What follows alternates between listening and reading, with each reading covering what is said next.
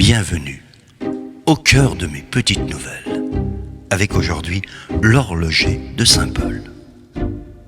À Lyon, dans le vieux quartier de Saint-Paul, se trouve un horloger artisan du temps jadis, connu pour ses doigts de fée. À l'heure où d'autres prennent leur retraite, il continue de réparer et de bricoler presque tout. Son arrière-boutique ressemble à la caverne d'Ali Baba avec des tas d'objets insolites. Voici une bien curieuse histoire de l'horloger de Saint-Paul. Un jour, la petite cloche de sa boutique résonna pour signifier l'entrée d'un drôle de bonhomme. Il tenait dans sa main une grosse valise toute bariolée et recouverte d'images d'Épinal.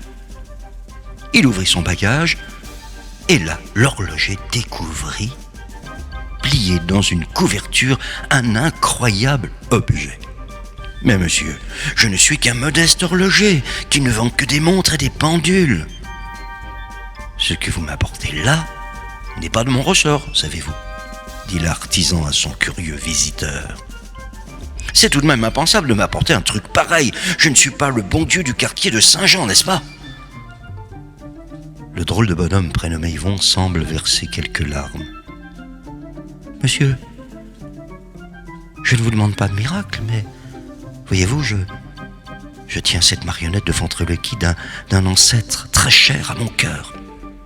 Et j'aimerais tellement la faire fonctionner à nouveau. » Après quelques secondes d'un silence circonspect, l'horloger dit : « Comment s'appelle-t-il ce petit blondinet aux yeux tout ronds ? » ?»« Nicolas. Ses yeux sont bloqués et sa bouche reste complètement fermée. Alors, pensez-vous que vous pourriez faire quelque chose pour lui ?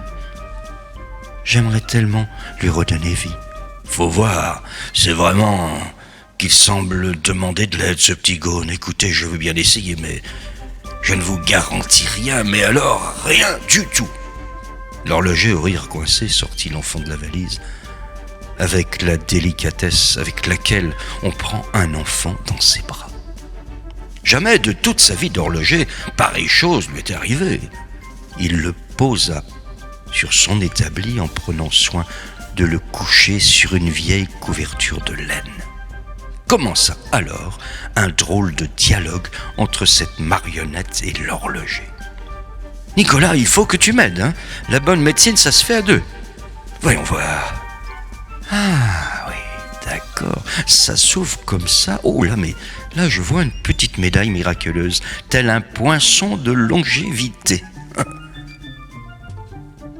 Alors c'est bon, monsieur, l'horloger, vous pouvez le sauver de toutes ces années de solitude ? » L'horloger n'écoutait rien. Happé par Nicolas, il s'affairait déjà à remettre sur pied la marionnette. Allait-il lui redonner un second souffle ? Il y a plein de ficelles dans sa tête, hein, et des petits boulons, des ressorts rouillés. Oh là, voilà.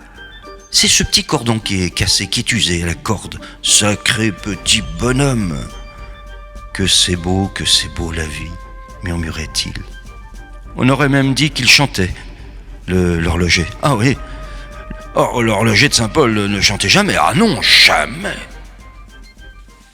Voyez, vous y êtes arrivé. Ça s'arrose tout de même, monsieur l'horloger. Vous aurez bien mérité votre retraite en redonnant vie à ce petit garçon expressif et au visage plein de malice.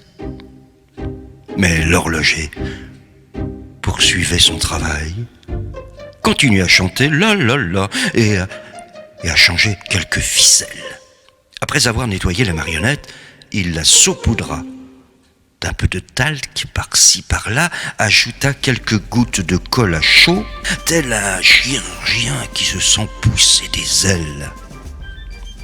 C'était comme si l'horloger s'attendrissait au contact de Nicolas, comme si la marionnette redonnait un second souffle aussi d'humanité au vieil homme. Au bout de quelques heures de travail, tout fonctionnait à nouveau,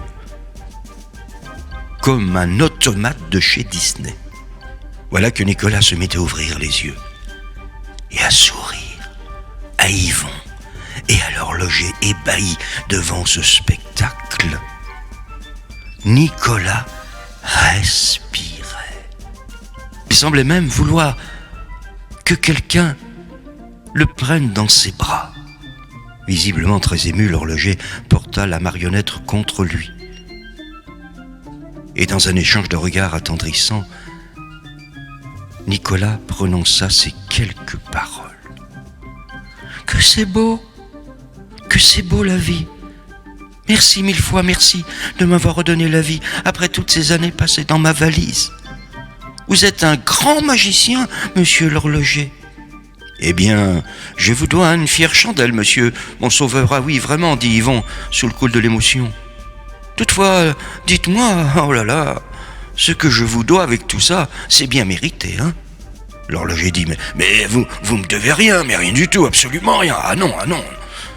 C'est moi qui vous dois le bonheur d'assister à ce spectacle incroyable.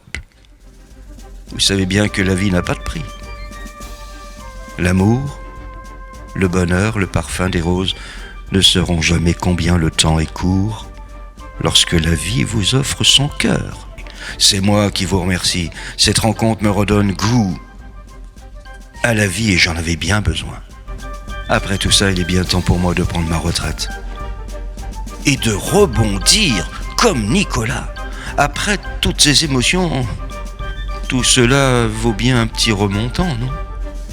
Allez, venez donc prendre une petite grenadille ou autre chose en face, au Café des Arts. En conclusion, homme ou marionnette, seul l'esprit reste gravé pour toujours.